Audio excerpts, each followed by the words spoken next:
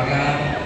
Mabati po ang kapatiran at sama-sama nakikigalak sa ating paghahandog at pagpapasalamat sa Diyos. Salamat sa Diyos dahil isang panibagong quarter na naman po ang nakalipa sa ating mga buhay.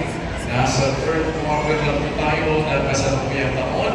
At salamat sa Panginoon, sama-sama din natin i-welcome ang ating mga bagong bautismo mga kapatid. Ang wapag ng Diyos, nasa 1,274 weeks sa tulong ng Panginoon na mga bagong bautismo kanina sa unang batch ng ating mass baptism. Welcome po sa ating kapatiran mga kapatid at magtuloy po kayo ng pakikipagkapatiran. Ang pakikipagkapatiran po ay hindi sa pagpapagitan lang ng pakikibalita.